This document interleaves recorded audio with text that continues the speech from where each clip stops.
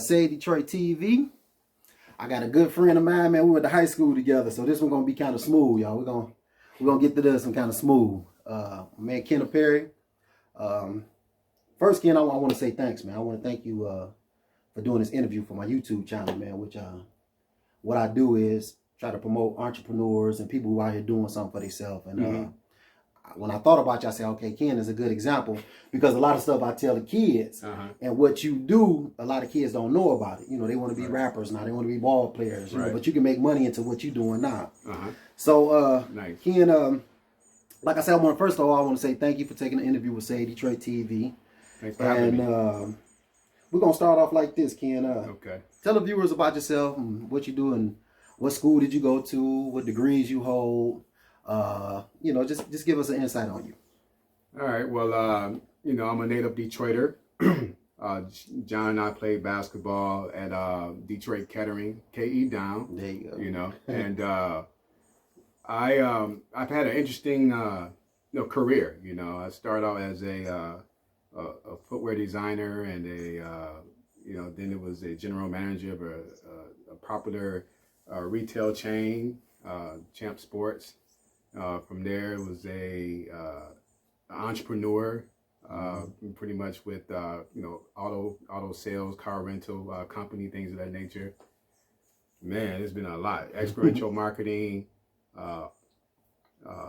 clothing designer, right? Yeah. And then also a Microsoft specialist, market manager and specialist with the company Microsoft. So right now, I am currently working, showing people how to customize their technology to their lifestyle. I also have a YouTube channel called K Perry Global, which exemplifies that and puts emphasis on showing people what's possible with technology. My man, yes. My man. I want to ask you this. Ken, I always wanted to ask you, what inspired you to go to in the profession that you're in now? And what sparked that light? What made you be like, okay, this is what I want to do? The need to help people. I think that's what inspired me. I was traveling all over the nation in 2012 or so, and I saw a ad for a position as a marketing manager for this company called Mosaic Sales Solutions, and it was about teaching. It was pretty much about training people on how to sell Microsoft products and services. Okay. And when I got the role, I found that, every time I work with a RSP, which is a retail salesperson, or a customer, I'm changing their lives. I'm giving them something positive that they can bring and take with them no matter where they're at. You know, whether it's, using the computer for the first time and using technology that's going to make them more productive, or whether it's providing somebody with information where they could, a salesperson, where they can take that and give them some principles where they can utilize that in the future in their career. That's what's up. Yeah. And that profession is what? That profession, that's with Microsoft. Microsoft. Okay. Yes. Okay. In the profession you in, how do you generate business, or how do you generate business for yourself and for your company? How do you market? My thing is, how do you market? How do you market yourself? Well, market myself through my website, my YouTube channel, and then LinkedIn. LinkedIn allows you to be able to show off your skill sets and what you've done throughout your career. And then I also go out to communicate with different companies that have gaps in certain areas, and I create videos to help their customer base improve those gaps, or help the company improve their gaps for their customer base. Okay. Yes, so that's how I bring in revenue right now. So I have several clients that I work with. I also have individual clients I work with, small businesses and things of that nature. My man, my man. Big or small, Ken? Now, I do want to ask this. Yes. Because the lane you in. Big or small, what kind of companies you would love to work with, or show your expertise? Well, I think Microsoft is one of the big ones I would like that I like to work with, and I've worked with them in the past. Also, actually, 313. 313, I think they have a great thing going on over there on Illinois with the Avenue of Fashion. I would love to collaborate and work with with a small business that's making some noise here in Detroit locally. My man. Okay, let me ask you this, Ken. We all go through obstacles. What were some of your obstacles you went through going through the profession you're going through? Like, what was some of the roadblocks you had that you had to persevere to get past?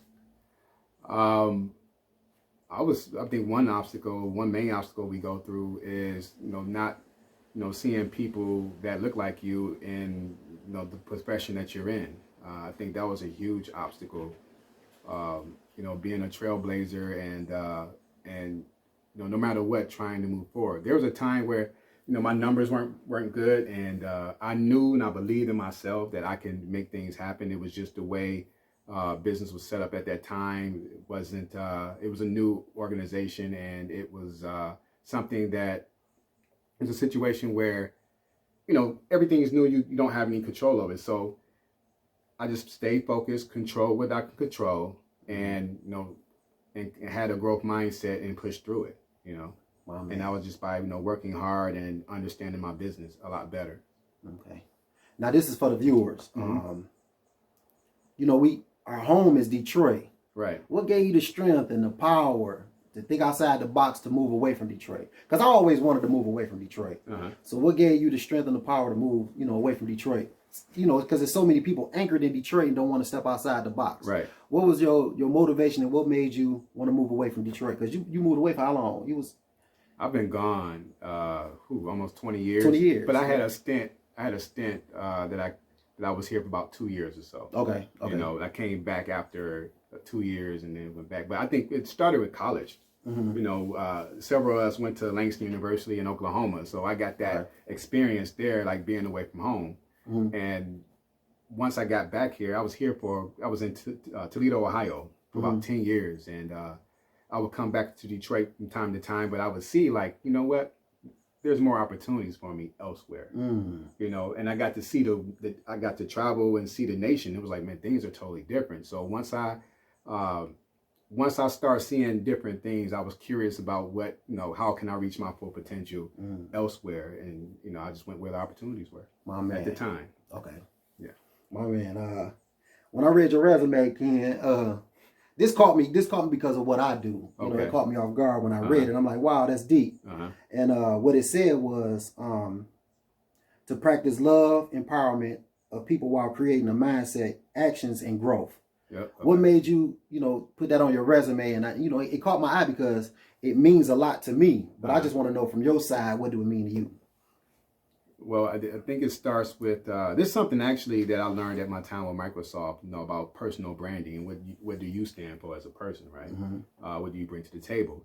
And for me, I had to look, deep within, and understand, like, okay, what are my core values? What's my why? Why do I do the things that I do? Mm-hmm. So if everyone knows me or anyone knows me, they know that I talk about love all the time, right? Mm-hmm. So to practice love. And then I love helping people, so I want to empower people to, to do more. And so empowering people to create a mindset. Sometimes we don't have, or we're around people that don't create a mindset of growth. Mm-hmm.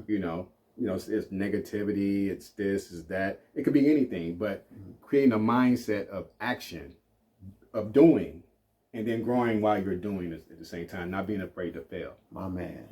So that's that's important to me. So that's my mission statement, and I utilize that. It caught me off guard because it was your mission statement on your resume. I'm like, he put that as a mission statement. Yep, and a lot of people don't put that kind of stuff on their mission statements. Right. On their resumes. Mm-hmm. So it kind of caught me by surprise. Now, Ken, I always ask this question because, where we came from, the school we came from, the hoods we came from. Uh-huh. What would the 18-year-old Ken, how old are you? We same age, 45? 45. 45, okay. What would the 45-year-old Ken tell the 18-year-old Ken Perry? So say if you was talking to yourself back then, what would be some of the advice you would give yourself coming up? Like if you were speaking to yourself when you was 18. Be patient. Mm-hmm. I think when I was a kid, I wasn't patient. So be patient and stay the course, like continue to strive for 100%. I consider myself, when I look back, I was an underachiever. Me too. I felt that way too. Yeah. I was underachiever, and I really didn't get I call it dog, you know. But I really didn't get that like that until I became a man, you know. Until I really became a man, and it was, you know, certain people who came into my life that changed my thought process. So I would say, you know, always strive to be the best, no matter what you do. If you were if you're a teacher, if you are a designer, if you are work in public utilities, whatever the case may be, be the best at what you do. And I think that's something I would tell myself back then. My man. So, Ken, if is this something that, well, you say you do teach it. How do people get in contact with you? If a company wanted to get in contact with you, or, you know, say schools want to get in contact with you to come teach a class. Because me and you talked about this not too long ago. You was like, John, if you want to start a class so I can teach the kids about Microsoft Word or, you know, certain stuff like that, how can people get in contact with you?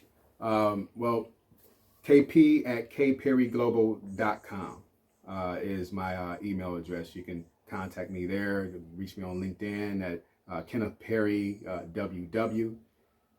Facebook, I am Kenneth Perry WW as well, and Instagram, K Perry Global. Right. Yeah. Now this segment of my show, man, I'm gonna say this because when we was in high school, Ken designed us a basketball shoe. Okay. And you know, his mind was thinking back then. You know, I always thought Ken was gonna be probably the president because the way his mind was, and how he and how he like kind of kept us out. Well, certain ones he kept us out of trouble. You know, he didn't. You know, he didn't want to. You know, me and him was kind of the same type of people because we strayed away from, you know, the fighting, the gang banging. Not saying we wasn't a part of it, but we was always there. We was the ones who tried to like stop it and, you know, tell people to chill out and this, that, and the third. But yeah, I always remember that every time I think about Ken, man, he actually designed us a Kettering basketball shoe for our team. So big shout out to that, man. And Ken, I want to thank you for taking this interview. Subscribe to my channel, y'all. I'm gonna add him to it. This episode 9, which is Kenneth Perry. And what I do is I try to give people their roses while they're here, man, because Ken doing big things. And every time I talk to him, he give me a boost to try to do a lot better what I'm doing with S.A.V.E. Detroit or whatever. So he always give me encouraging words. And I had to get him in here, man. I had to talk to him because I'm proud of him. And like I said, he did some things that I always wanted to do, was move away from Detroit and experience the world, which he did. So I'm proud of him. Well, I'm proud of you too, man. I mean, you know, S.A.V.E. Detroit, and I'm seeing S.A.V.E. Detroit, not just in Detroit, but I'm seeing it all over. So yeah, trying to make a move. Definitely appreciate you, inviting me on, and you continue to do great work, and I'll continue to support. My man. Yeah. Appreciate you. Anytime.